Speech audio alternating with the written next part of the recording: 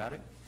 What we'd like to do, though, is to really try to capture these ideas and really empower you to think about how you can take some of the ideas we're going to generate and actually make them actionable. And that really means, identifying an actor and resources to do so. So we asked Sue Porterfield to come and talk just a little bit about some of the institutional initiatives that could actually be a source for taking some of the ideas we're going to generate and acquiring support for them. Just to kind of whet your appetite for where you might be able to go with them. So without further ado, Sue, say a few words.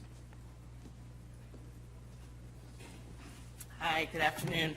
For those of you who don't know me, I am the Associate Vice Provost for Research at Johns Hopkins University, and I am very thankful to be here and talk to you today. And on behalf of myself and the Vice Provost, Stewart's, just very thankful you took the time out this afternoon to do this. So what struck me as I was kind of sitting there listening was just the focus that I'm hearing on teamwork and thinking about old problems in new ways. And to me, that's very exciting. I'm more of an entrepreneur than someone who kind of likes to keep things going status quo. So we have quite a few resources in our office that I wanted to make sure that you guys were aware of. We run 2 funding opportunities we will probably launch in early January again. They are the Catalyst, if you haven't heard of them, for early career faculty. That would be somebody kind of in that 3 to 10 years since their first tenure track appointment.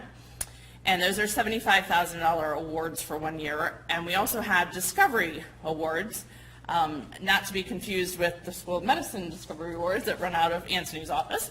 But those are specifically for teams of faculty who come together to come up with some preliminary data to just kind of get started working together before they go out and look for external funding.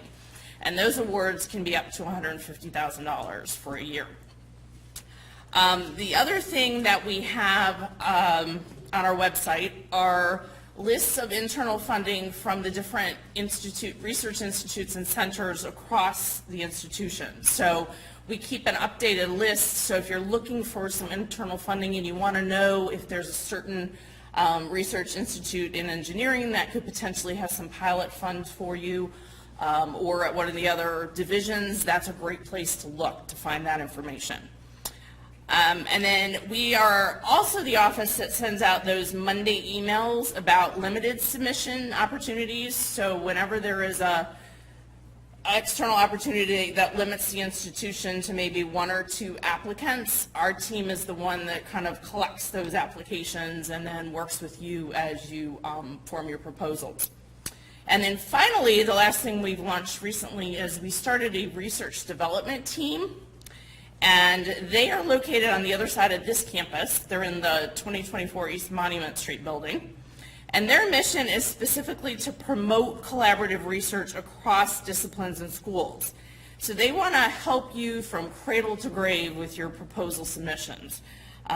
We really want to relieve that administrative burden from you guys, especially on those larger proposals where you look and go, I can do the science, but how do I write a management plan? How do I worry about outreach? Those kinds of things.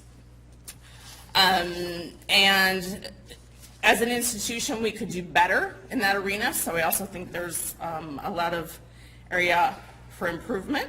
We have 2 project managers on staff right now, and they're actually here this afternoon, Mark and Chasman. They're going to kind of wander as we do our breakout sessions.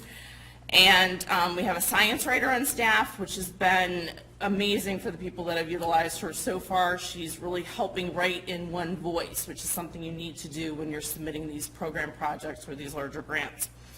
So you can find all this on the website. It's research.jhu.edu, very simple. And you can always reach out to myself or Denny with any questions if you just have, you want to find out more about funding in general. And again, thank you for allowing us to be part of today. It's been very exciting. Thank you.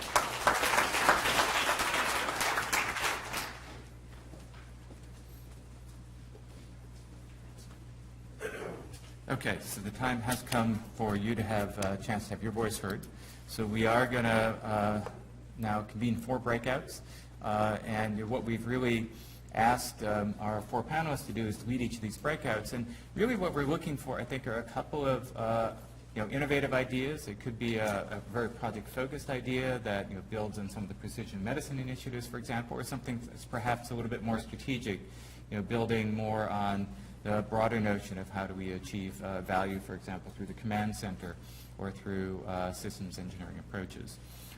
So we have a list of the breakouts. You may have already preordained yourself to go to a breakout, but you are not locked into any particular breakout if you've been inspired during the day and choose to go to a different breakout. And I think we'll allot, let's say, about 45 minutes for the breakout sessions. And then I'd like the panelists to come back. And again, I'm thinking if we can drill it down to one or two key ideas, have them present those ideas, have a little bit of chance to talk about them, see what comes out, and then we will close and convene the posters. So these are the breakout session themes and the leaders.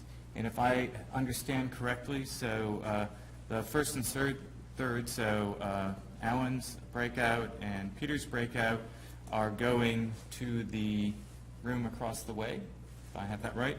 And the other two breakouts will stay in this room, and each one can just kind of grab a corner of the room and kind of have their discussion.